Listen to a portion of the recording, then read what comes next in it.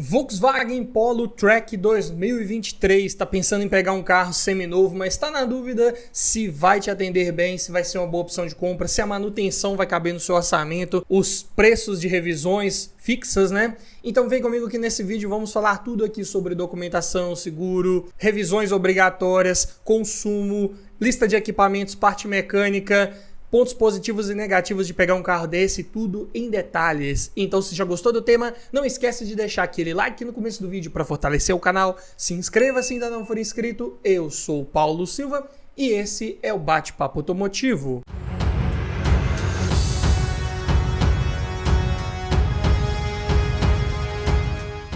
E se você tem sugestões de outros veículos para a gente poder fazer esse mesmo levantamento aqui, você pode deixar seu pedido lá no nosso site Bate-Papo Automotivo. Vou deixar o link na descrição para você acessar e lá na página inicial vai ter um formulário para você preencher com os dados completos do veículo, né? Fabricante, modelo, ano, versão, câmbio, para que futuramente eu possa trazer um vídeo personalizado aqui no canal para você. O Polo Track aqui em análise é com o motor 1.0, 12 válvulas, MPI, aspirado, flex, manual, ano 2023. É o Polo de sexta geração na sua versão de entrada nesse ano, modelo. E vamos começar falando aqui dos custos envolvendo a compra de um carro desse. Todos os preços que eu disser nesse vídeo foram cotados em março de 2024, começando pelo valor da tabela KBB, que nesse vídeo vai fazer referência a um veículo em bom estado de conservação, com a quilometragem média de 10 mil quilômetros rodados por ano, ou seja, um veículo desse aí com uns 10 mil quilômetros, né, com um ano de uso,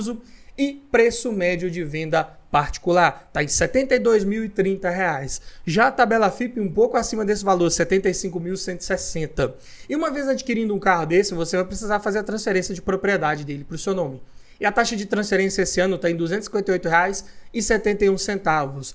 Placas Mercosul não vai precisar colocar aqui no orçamento porque esse veículo 2023 já saiu com essas placas instaladas, então você não vai precisar trocar. Dessa forma, no ato da compra você vai desembolsar, considerando aqui o valor da tabela FIPE, né, que é o maior valor, na pior das hipóteses, R$ 75.418,71 para você ter um carro desse seminovo na sua garagem, com toda a parte burocrática resolvida e esse veículo já no seu nome. Mas falando agora de documentação, começando pelo IPVA, que aqui em Minas Gerais é recolhido uma alíquota de 4% sobre o valor aproximado da tabela FIPE, na verdade é sobre o valor venal do veículo.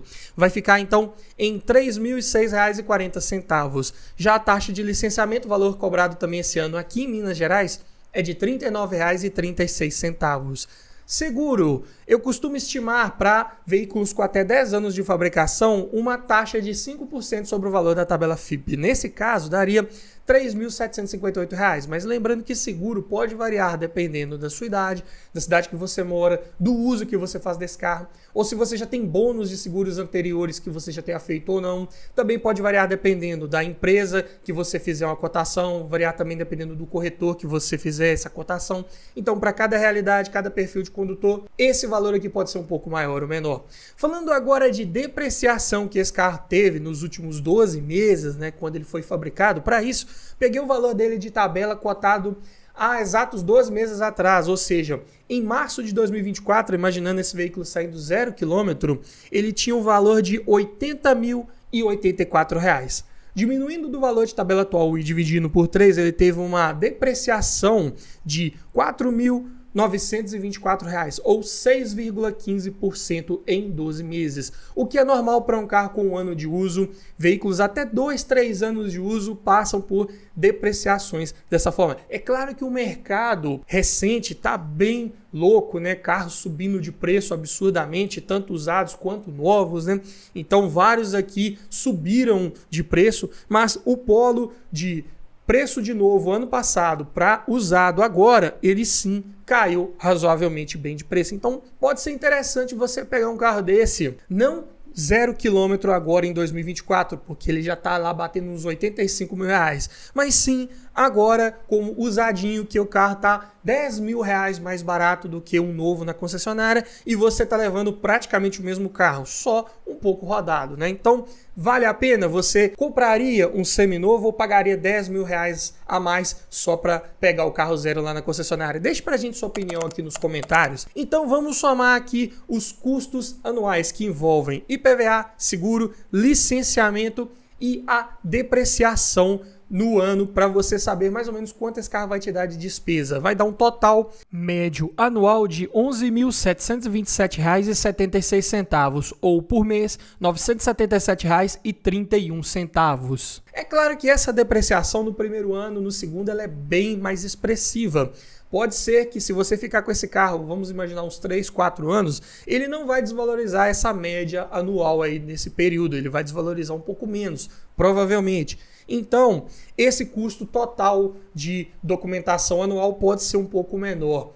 Mas vamos falar agora aqui de manutenção, né? Como que é para você fazer as revisões na garantia, né? Uma vez que esse carro tem 3 anos de garantia, então se você pegar esse veículo agora com 1 ano de uso, você ainda vai ter mais 2 anos para rodar aí sem maiores problemas, né? Mas é claro que vai ter que respeitar as revisões lá da concessionária para poder manter a garantia do veículo caso ele te dê algum problema. E é claro que para você comprar um carro desse, não basta só, eu vou pegar um carro com 10 mil quilômetros rodados, o carro tá novinho, tá com 1 ano de uso, não preciso olhar mais nada, o carro tá ótimo, né?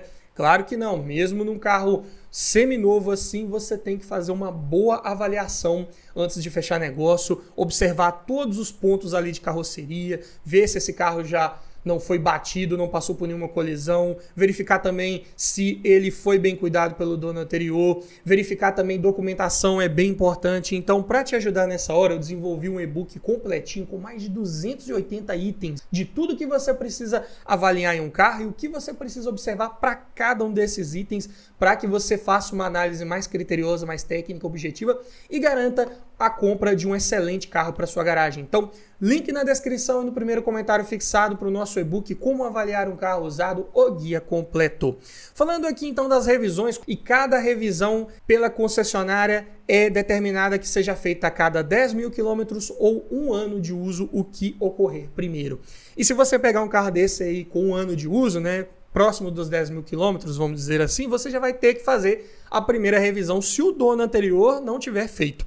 E essa primeira revisão tem um valor de R$ 747,04 e é trocado óleo com filtro e filtro de combustível, além, claro, né, do anel de vedação ali do cárter, mais o bujão do cárter. Então, esses itens são trocados por esse valor. E na segunda revisão, em 20 mil quilômetros ou 2 anos, já sobe para R$ 842,03. São trocados os mesmos itens da primeira revisão. Assim como na terceira, que baixa o valor para R$ 737,33. Nesse momento, você já vai estar finalizando o período de garantia desse veículo. E nessa hora você vai ter tido um gasto total de R$ 2.326,40 para ter esse carro revisado, bonitinho e mantendo a garantia desse veículo. Em média, por ano, você vai gastar R$ 775,47. Mas vamos imaginar que você fique com esse veículo mais tempo. Saiu da garantia, mas eu quero continuar fazendo minhas revisões na concessionária. Então, a quarta revisão ela já vai ser um pouco mais cara, R$ 1.101,50. E vai trocar aqueles itens também que eu falei, mais velas de ignição e vai renovar também a pasta térmica das bobinas. Quinta, sexta e sétimas revisões, você também pode conferir o preço aí. São os mesmos valores da primeira, segunda e terceira revisão em ordem invertida, né? E também sempre feita troca de óleo com filtro e o filtro de combustível. A oitava revisão é da mesma forma que a quarta revisão, né? Também troca velas e a pasta térmica das bobinas. Então, as velas são trocadas a cada 40 mil quilômetros ou 4 anos, o que ocorrer primeiro. Nona revisão e 10ª revisão também ali girando próximo dos R$ 800, preços fixos, né? Aquelas trocas de óleo, filtro e filtro de combustível. E é claro que esses valores já estão inclusos os valores de mão de obra, né? Então, o total que você vai gastar nessas 10 revisões durante 10 anos que você ficar com esse carro, vamos imaginar que você fique 10 anos, você vai gastar um total de R$ 8.425,45 ou uma média mensal de R$ 842,54 para você ter esse carro revisadinho aí. É claro que nesse período de 10 anos podem aparecer outras peças de manutenções, até mesmo corretivas, que você eventualmente necessite trocar e não estão inclusas aqui nesses valores. Então, fique ligado nesse detalhe. Mas vamos falar agora aqui de custos envolvendo abastecimento, começando pelo custo do tanque cheio. Motorflex, mas vamos fazer uma cotação aqui com gasolina, que está numa média de R$ 5,69 o litro, pelo menos aqui na minha região. E é um carro que tem um tanque de 52 litros de capacidade, então fica em R$ 295,88 para enchê-lo. E falando de consumo, para isso peguei dados oficiais para passar para você. Na cidade é um carro que faz 9,3 km por litro com etanol e 13,5 com gasolina. Na estrada 10,5 no etanol e 15 na gasolina. São médias bem plausíveis de você conseguir sem sombra de dúvidas. Mas é claro que vai depender da sua forma de guiar, do trajeto e do trânsito que você pegar. Mas ainda falando em dados oficiais, agora na parte de autonomia, com um tanque cheio de etanol dentro de cidade, esse carro pode rodar 484 km, com gasolina sobe para 702. Na estrada com etanol 546 km, com gasolina 780. O tanque tem um porte médio e o motor é bem econômico, então acaba sendo um veículo que você vai poder fazer uma longa viagem sem precisar parar muito para abastecer, o que é ótimo. Falando de lista de equipamentos dessa versão Track 2023, vem equipado de série com direção elétrica, vidro elétrico nas portas dianteiras, travas elétricas, alarme, ar-condicionado, computador de bordo, 4 airbags, sendo os duplos frontais mais os duplos laterais, além de freios ABS, cinto de 3 pontos, apoio de cabeça para todos os ocupantes, controle de tração e estabilidade, luzes de rodagem diurna em lâmpada halógena, isofix com top tether, sensor de pressão dos pneus, sistema de vetorização de torque, assistente de partida em rampa e 2 tomadas USB do tipo C no console central, com uma tomada 12 volts também ali no console central. E o sistema de som de série vem com o Media Plus 2 da Volkswagen, que é um leitor de CD com USB, cartão de memória Bluetooth e comandos no volante. Então, não é uma central multimídia, é um sistema de som mais básico da linha nesse ano modelo, mas que tem o essencial em termos de conectividade, vamos dizer assim. O Bluetooth dele é bem responsivo, bem rápido, e você também, por esse sistema, consegue ajustar vários parâmetros do veículo, consegue mudar unidades de medida lá no computador de bordo, consegue desligar o controle de tração e estabilidade, fazer várias coisas aí interessantes. Falando de conjunto mecânico que esse veículo vem equipado, é o motor EA211, que eu já fiz um vídeo completo falando só sobre essa família de motores, todos os detalhes de projeto, padrões construtivos, pontos de atenção para você ficar ligado antes de comprar qualquer carro com esse motor. Vou deixar o link na descrição para você conferir. Mas resumindo aqui, ele é o MPI, mesmo motor lá do Up, de duplo comando de válvulas no cabeçote, acionado por correia dentada de longa duração e variador de fase para as válvulas de admissão. Potência de 77 cavalos na gasolina, 84 no etanol, a 6.450 RPMs. E um torque de 9,6 kgfm na gasolina, 10,3 no etanol, a 3.000 RPMs. É um motor que surpreende na prática muito positivamente pelo seu desempenho. Em números parece não empolgar tanto, mas você sabendo levar, utilizando o giro desse motor de forma correta, você sim vai se surpreender. É um motor que responde bem acima desses 3.000 RPMs. Abaixo disso, ele fica bem mais lento e até incomoda em algumas situações. E é um carro relativamente leve, 1.054 kg, então a relação de peso-potência fica em 12,5 kg por cavalo. E o 0 a 100 é executado em 3,4 segundos, o que também é normal para um veículo desse aí mais de entrada. Câmbio manual de 5 marchas MQ200, engates justos, precisos, bem prazeroso de utilizar no dia a dia sem maiores problemas. Suspensão simples McPherson na dianteira, eixo de torção na traseira, assim como sistema de freios, disco ventilado na dianteira e tambor na traseira. A direção de assistência elétrica, ela varia bem o seu peso de acordo com a velocidade, bem agradável de dirigir. Na estrada ela fica mais pesadinha, passa bastante segurança, e dentro de cidade ela fica bem leve para você manobrar esse veículo. Porta-malas 300 litros de capacidade, está na média em relação aos concorrentes e conta com o banco traseiro rebatível já de série. Não tinha opção de banco bipartido, infelizmente. Mas falando dos principais pontos positivos de você adquirir um Polo Track 2023, é o seu motor confiável, sim. Desses motores 1.0 3 cilindros que temos no nosso mercado, se você pegar um que tenha sido bem cuidado, dificilmente ele vai te dar problemas. Ainda mais nessa versão MPI que tem menos tecnologia embarcada comparado com os TSI, com turbocompressor, injeção direta. Aqui já é um motor menos complexo, que tem menos coisas para te incomodar e te dar problemas. É um motor que vai te atender muito bem no dia a dia, com certeza. O desempenho ele é ok para a proposta desse veículo, mas você tem que passar dos 3.000 RPMs para ver todo esse torque disponível. Bem econômico, na prática é um carro que surpreende muito positivamente nesse quesito também, que entrega inclusive excelente estabilidade ao fazer curvas. Volkswagen, de uma forma geral, os carros são sempre bem fabricados em questão de soldagem de carroceria, tudo soldado a laser, são carrocerias que tem excelente rigidez torcional para ter uma suspensão que ao mesmo tempo ela passa um certo conforto a rodar, sem dar sustos em curvas de alta velocidade, sem permitir que essa carroceria role tanto, o que é ótimo. Também é um carro de boa altura do solo, 166 mm de vão livre mínimo, você vai passar na maioria das lombadas, entradas e saídas de rampas de garagem sem maiores problemas. Porta-malas de capacidade ok para a categoria. Nível de equipamentos a bordo também ok. Não se esqueça, estamos falando da versão de entrada. Tem alguns detalhes realmente que faltam nesse veículo e que incomodam, vou falar já já. Mas ainda assim é um carro mais focado na parte de segurança, né? Conta com controle de tração e estabilidade, já de série, assistente de partida em rampa, sistema de vetorização de torque, tudo para te ajudar a ter uma condução ainda mais segura. E é um carro que teve uma avaliação no Latin NCAP mediana ainda, contou com 3 estrelas. Isso nos novos protocolos pós-2020, né? Então, mesmo assim, é um carro que ainda tem um nível médio de segurança em caso de colisão para os padrões mais atuais que temos. Então, ainda assim, eu diria que é um ponto positivo. E é um veículo hoje valorizado, de ótima facilidade de revenda, que cai de preço menos do que praticamente todos os seus concorrentes. Então, se você está pensando na facilidade de revenda, mesmo com aquela taxa de depreciação podendo assustar um pouco ali no começo da vida útil desse carro, mas ao longo dos anos é um carro que tem tendência de desvalorizar menos e menos do que os seus concorrentes, que é muito importante para você ter uma boa capacidade e uma boa facilidade de passar esse veículo para frente depois quando você quiser. Mas é claro que ele tem seus pontos de atenção. Primeiro aqui temos que falar do step, que é de medidas diferentes. Ele não é um step temporário.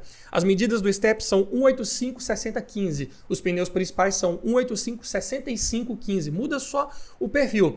Mas o step em si, ele já vem com aquela indicação de velocidade máxima permitida que você deve respeitar para que não passe por maiores sustos, né? Um carro que vai estar com um pneu só de medidas diferentes. Então você pode notar uma diferença no comportamento dinâmico, se for passar numa curva um pouco mais rápido, até na inclinação da carroceria vai mudar um pouco quando estiver utilizando esse step, o que é algo para ficar ligado. O acabamento é fraco, é plástico duro para todo lado, não usa tecido nem forro de porta, não tem painel soft touch, nada disso, não dá para esperar isso de um veículo de entrada. Os bancos, em questão de abas laterais, eles são até bem interessantes, são bancos que travam bem nas curvas, não deixam você ficar deslizando muito ali, só que a espuma desses bancos é um pouco mais fina. Então, numa viagem mais longa, são bancos que cansam um pouco, principalmente a parte lombar, que é a parte das costas. Também, como eu disse, faltam alguns equipamentos. Por exemplo, ajuste da coluna de direção, não tem nem ajuste de altura nem profundidade. Isso sim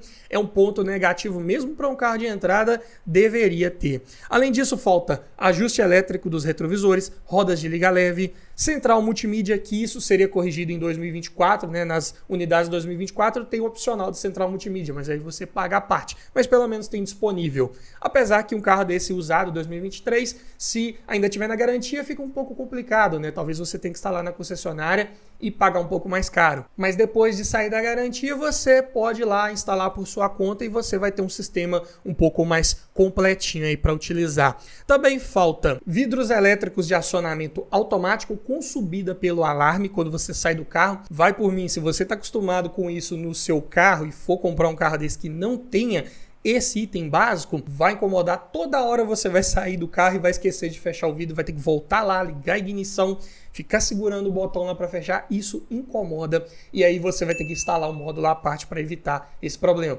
Outro detalhe também que peca nesses acabamentos aí desses carros de entrada da Volkswagen, os botões dos vidros elétricos não têm iluminação, então no primeiro momento, um primeiro contato ali incomoda para você encontrar, passa uma sensação de carro mais barato mesmo, assim como a chave de luzes, a chave de farol, ela não acende todos os símbolos, ela só acende aquele símbolo da própria chave no meio e o símbolo de luzes de posição na cor verde quando você aciona as luzes, né? Então acaba incomodando um pouco também. Você observa aquilo ali e já nota que rolou uma redução, um corte de custos nessa peça, né? Porque nas versões mais bem equipadas, aquela peça ali ela vem toda iluminada, bonitinho, bem legal. Farol de foco simples também incomoda um pouco quando você está utilizando o farol alto. Aquela iluminação mais próxima do veículo, que seria feita pelo foco do farol baixo, ela apaga. Então, se você está passando por uma estrada meio esburacada, vai sentir falta de uma iluminação mais próxima ali, mais potente. Também, espaço interno ele é ok para a categoria, não é aquele carro muito espaçoso, mas também não faz feio. Tá no meio termo, eu diria. Isolamento acústico também não é dos melhores. É um motor que passa bastante ruído para dentro da cabine, não tem nenhum tratamento acústico, não tem nenhuma manta acústica ali no capô. Também não tem alças de teto, que muita gente reclama, né, nesses carros. E também ele vem com os apoios de cabeça dos bancos dianteiros integrados. Muita gente também não gosta dessa solução. Particularmente, eu não vi problema nisso. Viajei nesse carro aí por uma distância boa e não me incomodou em nenhum momento. E o Polo Track hoje é um carro um pouco mais caro do que os seus concorrentes. Se isso é bom para você ter uma menor desvalorização quando for revendê-lo, é ruim para você comprar agora porque ele também está mais caro do que outros concorrentes que talvez entreguem até um pouco mais. Mas se você quer ver mais detalhes ainda sobre o Polo Track, quer ver uma avaliação completa na prática em que eu levo esse carro na estrada, passo todas as minhas impressões ao volante, eu vou deixar aqui o vídeo de a avaliação completa desse veículo para te ajudar a decidir se ele vai valer a pena para você ou não. No mais é isso, obrigado por assistir, aquele abraço e até o próximo vídeo.